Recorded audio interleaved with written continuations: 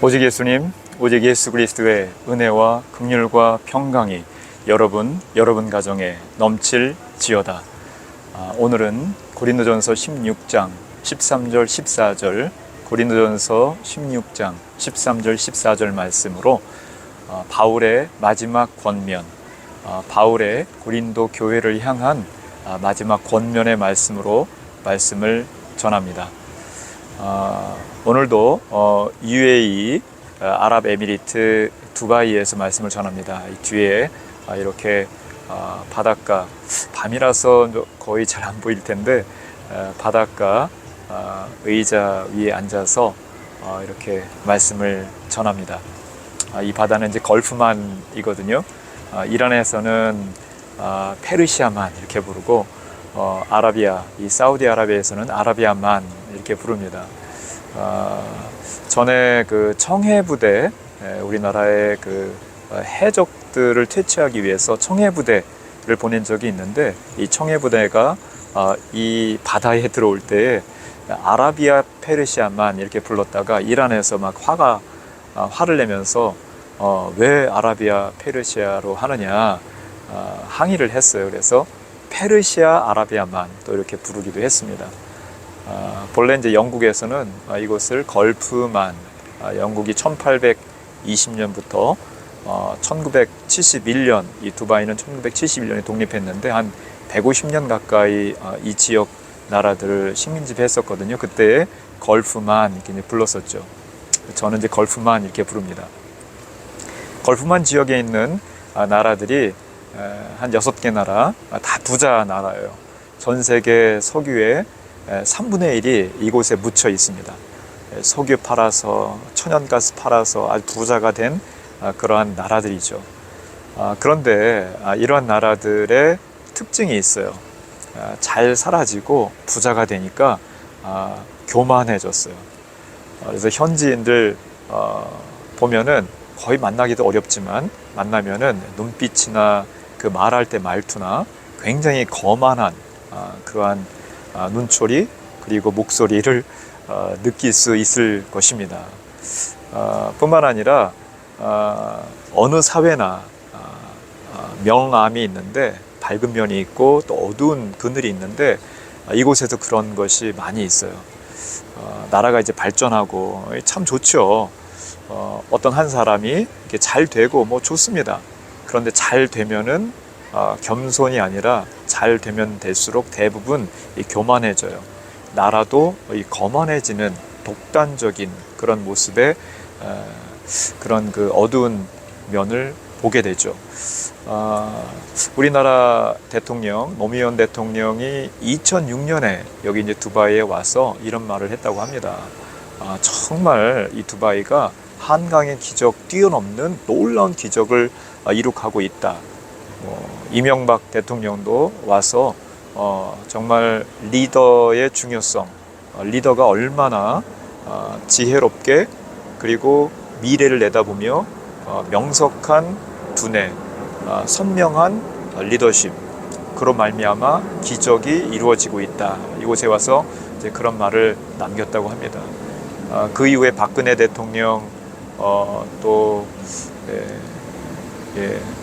문재인 대통령, 윤석열 대통령, 우리나라 대통령들의 이 단골 방문 코스가 됐는데, 그만큼 이 나라가 발전을 하고 많은 이제 세계 속에서 빛나는 최고, 최대, 최초의 많은 것들을 이룩했거든요.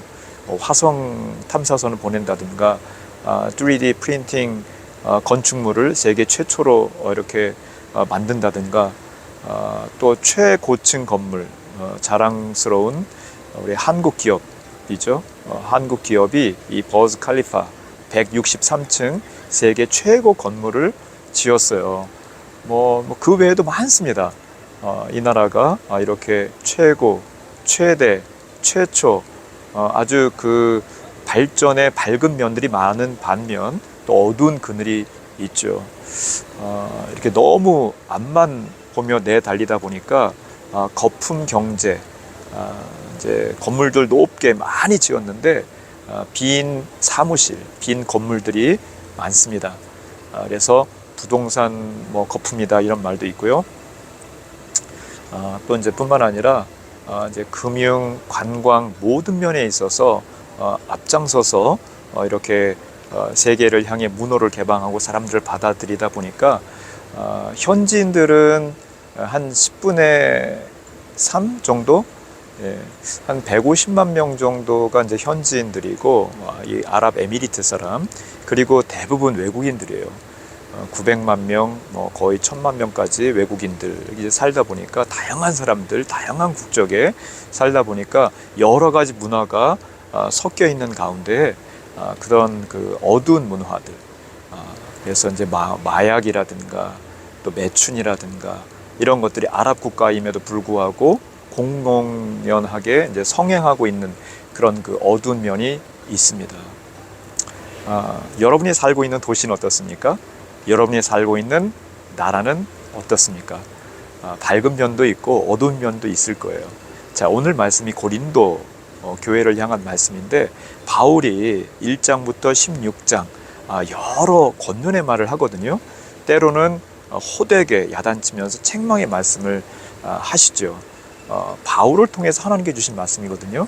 자, 바울이 16장 이제 중반절로 왔어요. 바울이 마지막으로 이제 권면의 말씀을 지금 하고 있는 거예요. 하나님께서 여러분을 향해, 여러분 살고 있는 도시, 나라를 향하여서 주시는 말씀, 아니 이 세상을 향하여서 주시는 마지막 권면의 말씀이다 하면서 오늘 말씀을 받으시면 되겠습니다. 바울의 마지막 권면의 말씀, 하나님께서 나에게 주시는 권면의 말씀, 그 첫 번째는 무엇인가? 13절 말씀에 깨어 있으라 이렇게 말씀을 하고 있습니다. 깨어 있어라 말씀을 하고 있는 것이죠. 헬라어 성경 원어에는 그레그레오인데, 그레그레오, 그래 깨어 있어야지 뭐 이렇게 생각하시면 되겠습니다. 그레그레오, 깨어 있어라. 받는 말은 뭐예요? 잠자는 거잖아요. 이게 잠자는 거. 그러니까 잠자지 말고 깨어 있어라. 우리가 어떻게 24시간 자지 않고 깨어 있을 수가 있겠어요? 육적으로 잠자는 거 말하는 게 아닙니다. 영적으로 잠자지 말고 영적으로 깨어 있어라, 이 말씀을 주시는 것이죠. 오늘 이제 16장 말씀이잖아요. 16장 맨 앞부분부터 주시는 말씀은 이 헌금에 대한 말씀을 주시더니, 그러니까 물질의 헌신이잖아요. 그러더니 마지막 때의 모습을 말씀하시면서 책망하시고 권면하시다가 지금 13절 말씀에 깨어 있어라 주시는 말씀이거든요. 점점 이 마지막 때에 헌신, 희생, 충성 잘 안 하는데, 물질의 헌신, 이게 마음이 있는 것이고 마음, 정성, 물질 하나님께 드려야 된다. 그런데 마지막 때가 되면 될수록 점점 영적으로 사람들이 자기 때문이다. 이거예요. 자기 때문에, 졸기 때문이다. 그러니 너희들 뭐 해야 된다? 깨어 있어라, 이 말씀이죠. 여러분 깨어 있습니까? 영적으로? 아니면 졸고 있습니까? 아니면 자고 있습니까? 깨어 있으시기 바랍니다. 자, 이 말씀이 예수님도 동일하게 마태복음에서, 누가복음에서 반복해서 이러한 패턴으로 말씀을 하고 계세요. 마태복음 24장 말씀이 마지막 때에 대한 말씀이거든요. 마지막 때 징조에 대한 말씀입니다. 내가 이러한 때에 내가 다시 올 것이다. 마지막 때다, 그때는. 그래서 전쟁, 자연재해, 기근, 지진, 전염병, 또 사회적인 여러 가지 악한 그런 현상들, 거짓 선지자들, 그리고 마지막까지 복음이 모든 민족에 전파되면 그제야 끝이리라. 이게 24장 말씀인데요. 25장 말씀에 물질의 헌신 말씀하시면서 너희들 깨어 있어라. 마지막 때 징조의 말씀 주시면서 결국 25장에 깨어 있어라. 열 처녀 비유를 통해서 말씀을 하시잖아요. 열 처녀가 있는데 5 처녀는 기름을 준비하고 신랑 오실 것을 준비했어요. 그런데 5 처녀는 준비하지 않고 그냥 졸고 잤어요. 신랑이 왔잖아요. 신랑 대신 예수님이 이제 오셨는데 자고 있었던 5 처녀는 천국, 혼인잔치에 들어가지 못합니다. 그리고 문 밖에서 슬피 울며 일을 가는 모습이 있습니다. 자, 여러분 깨어 있으시기 바랍니다. 누가복음 말씀에도 21장인데요. 이제 같은 패턴이에요. 같은 패턴으로 21장 1절부터 4절까지 과부의 두 렙돈, 가난한 과부가 한 렙돈이면 한 1,000원 정도입니다. 한국 돈 1,000원. 두 렙돈 2,000원. 어떻게 보면은 아주 작은 금액인데 이 가난한 과부는 이걸 다 드리죠. 물질의 헌신, 희생, 충성하는 모습을 이야기합니다. 그러더니 21장 중반절에 마지막 때의 징조에 대해서 말씀하시는 거예요. 그러시다가 21장 34절, 너희들 항상 기도하고 깨어 있어라 말씀을 하십니다. 왜 그러느냐? 마지막 때에 방탕하고 술 취하고 그리고 이 하나님의 때를 알지 못하여서 둔하여지고 생활에 얽매여 둔하여지고 그러기 때문에 너희들 항상 기도하고 깨어 있으라 말씀을 하시는 것입니다. 먹는 것, 마시는 것, 입고 자는 것, 이게 필요 없다는 것이 아닙니다. 다 중요할 수 있지만은 정말 영적으로 깨어서 주님 맞을 준비하라라는 것입니다. 여러분, 인생의 목적이 무엇입니까? 인생의 궁극적인 목적, 왜 살아가십니까? 오늘도 잠에서 깨어나서 생활을 하셨을 거예요. 아침, 점심, 저녁. 그리고 잠자리에 들고 그 다음날 또 맞이하고, 이 반복되는 하루하루의 모습인 것이죠. 여러분, 인생의 목적이 무엇입니까? 좋은 집? 큰 집? 좋은 차? 많은 부동산? 아니면은 팔다리 건강하고 튼튼하게 살아가는 것? 이거 다 과정입니다. 과정.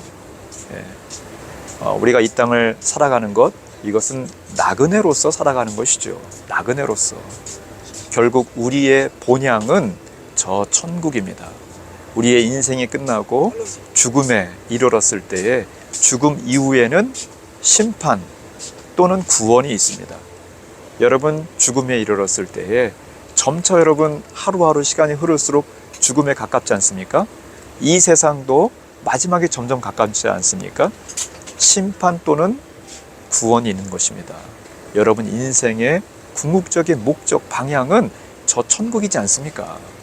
하루하루의 철로 역정의 삶 속에서 깨어 있으시기 바랍니다.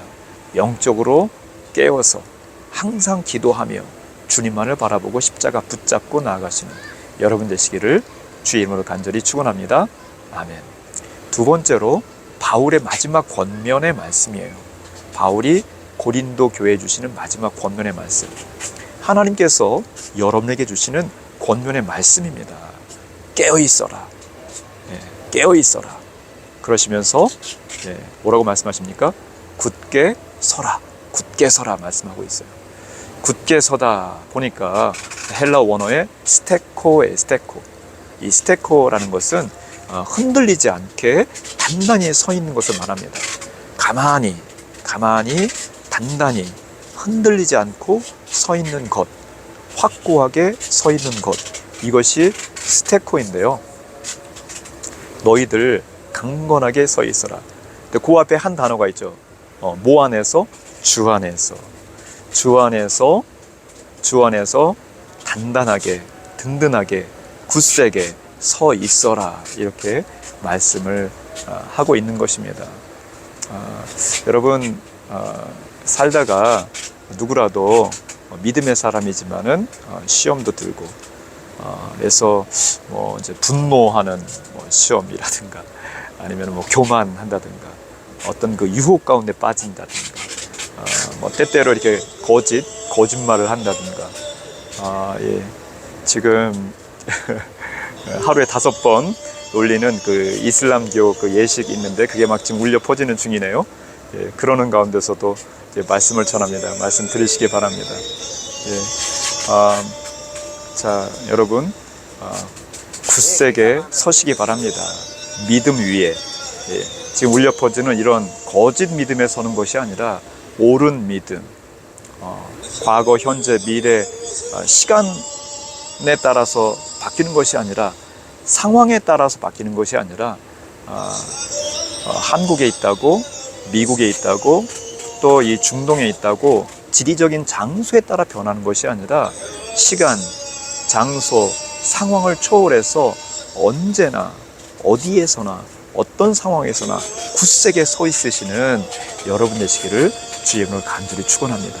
자, 그래서 오늘 고린도 말씀인데요, 빌립보서에서도 에베소서에서도 계속해서 이 바울을 통해서 주시는 하나님의 말씀이 주 안에서 강건하라, 주 안에서 굳세라, 주 안에서 든든히 확고하게 서 있으라는 말씀을 반복해서 말씀을 주고 있죠. 바울의 마지막 권면의 말씀, 주 안에서 굳게 서시기를 주의 이름으로 간절히 축원합니다. 세 번째로 바울을 통해서 주시는 권면의 말씀, 마지막 권면의 말씀인데요, 고린도전서 1장에서 16장 마지막 16장 마지막 부분의 말씀입니다. 강건하라 말씀하고 있습니다. 강건하라. 강건하라. 근데 강건하라라는 단어 앞에 또 다른 또 단어가 또 하나 들어있죠. 어떻게 강건하라? 남자답게 강건하라. 여러분 기대하기로 뭐 주 안에서 강건하라 뭐 이런 표현이 있을 거라고 예상할 수 있었을 텐데, 남자답게 강건하라 뭐 이렇게 표현을 하고 있어요. 왜 이렇게 쓰셨을까? 여자답게 강건하라 이렇게 쓰지 않고 남자답게 강건하라 이렇게 한 것은 뭐 이 당시에도 뭐 지금도 마찬가지지만은 여자보다는 남자가 육적인 힘이 더 강하죠. 자, 영혼 육에 강건해야 될 것을 말씀하고 있는 거예요. 이번에 제 33회 올림픽 경기를 여러분 보셨는지 모르겠지만, 이 파리 올림픽에서도 여러 논란이 됐던 것 가운데 하나가 생물학적으로 남성인데 여성 경기에 나온 선수가 있었어요. 이 복싱 경기에 있었던 일인데요. 알제리 선수가 생물학적으로 남성이에요. 근데 여자 복싱 여기 이제 나왔잖아요. 나와서 이렇게 여성 복서들 사이에서 경기를 하는데 여성 복서들이 막 기권해요. 한 번 맞고 KO 당하고. 8강에서인가요? 이태리 선수 뭐 몇 초 되지 않아서 한 대 딱 맞았는데, 알제리 선수한테 맞았는데 너무 강하게 맞아서 충격이 커서 막 울면서 기권했어요. 결국 알제리 선수가 금메달까지 땄습니다. 남자, 여자, 남자가 육체적인 힘이 강하죠. 무거운 거 드는 것도 남자들이 당연히 많은 무거운 것을 들을 수가 있어요. 이 스포츠 경기 가운데 무거운 거 드는 게 이제 역도인데, 역도 세계 신기록을 좀 찾아봤어요. 제가 이제 몸무게가 71kg, 72kg 이렇게 왔다 갔다 하는데, 제 몸무게 정도 되는 선수들로서 세계 기록 보유자. 그래서 찾아보니까 여자는 중국의 리아요 선수더라고요. 리아요. 이 선수가 몇 킬로 들었느냐? 용상과 인상, 이렇게 드는 용상과 인상 이제 두 개 합쳐서 273kg를 들었어요. 몸무게는 71kg인데 273kg, 엄청난 것이죠. 자기 몸무게의 4배 되는 무게의 이 정말 그 철근이 쇳덩어리를 막 이제 들었다 놨다 한 거예요. 엄청난 사람입니다. 자, 그런데 남자 세계 기록 보유자 인도네시아 선수인데 리즈키라는 사람입니다. 이 사람은 무려 365kg을 들었어요. 365kg. 거의 90kg 이상 더 무거운 것을 이제 들은 거예요. 저는 이제 뭐 아령을 이렇게 할 때가 있는데 이제 5kg, 6kg 아령을 이렇게 이제 듭니다. 그런데 5kg, 6kg 이렇게 이렇게 들다가 1kg라도 더 무겁잖아요. 그러면은 몇 번 못해요. 예, 그 정도로 1kg, 2kg 차이가 엄청난 차이입니다. 그런데 90kg 이상을 들은 거예요. 여자보다는 남자가 그만큼 강하다는 것입니다. 자, 육적으로도 너희들 남자처럼 강해라. 예, 바울을 통해서 고린도교에 마지막 주시는 말씀이에요. 육적으로도 우리 강해야 되겠습니다. 그래서 여러분 잘 드세요. 영양 있는 것 많이 드세요. 그리고 운동도 하시고, 예, 그래서 육적으로도 강건하셔야 됩니다. 물론 건강, 운동한다 이게 우상이 돼서는 또 안 되겠습니다. 예, 그렇지만 아무튼 육적으로도 강건하시기 바랍니다. 남자답게 너희들 강건하라라는 것이 그냥 육적으로 강건하는 것만 말씀하시는 건 아니라는 거 아시죠, 여러분? 예, 예, 영혼에 늘 강건한 것 또한 말씀하시는 것이죠. 자, 세례 요한에 대해서도 심령이 강건하였다. 예수님에 대해서도 강건하였다. 이런 말씀이 있어요. 누가복음 1장 40절, 누가복음 2장.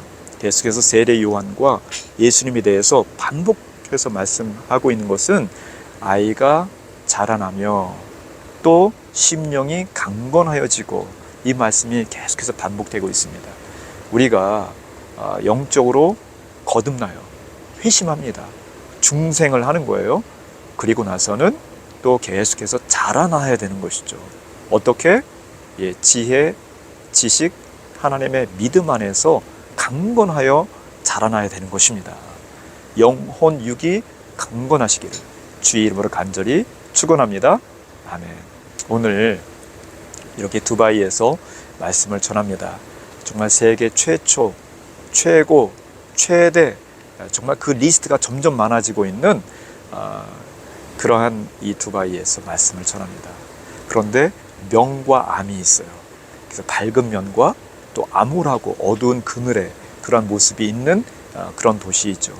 여러분이 살고 있는 도시, 여러분 거주하는 그 나라, 다 그런 모습이 있을 것입니다. 경고의 말씀을 주시고 있잖아요. 사람에게, 가정에게, 그리고 교회에, 그 나라의 민족에 경고의 말씀, 마지막 말씀입니다. 뭐라고 권면하며 또 책망하며 경고하며 또 은혜의 말씀을 주고 있습니까? 오늘 말씀 가운데에 자, 너희들 깨어 있어라. 그리고 믿음 안에서 굳세라. 예, 그리고 또 강건한데 남자답게 강건하라. 영혼육이 강건하라 말씀을 하고 있습니다. 여러분 영혼육에 더욱더 강건하시며 깨어있어 굳세게 주님 앞에 영광 돌리시는 여러분 되시기를 주의 이름으로 간절히 축원합니다. 오직 예수님. 걸프만의 석양입니다. 걸프만, 이란에서는 페르시아만이라고 부르고 사우디에서는 아라비아만이라고 부르는 사우디아라비아와 이란 사이에 있는 이제 바다이죠. 여기 이제 두바이에서도 이 사우디아라비아 쪽에 있는 두바이인데 두바이 앞바다 이렇게 보시면 되겠습니다. 걸프만.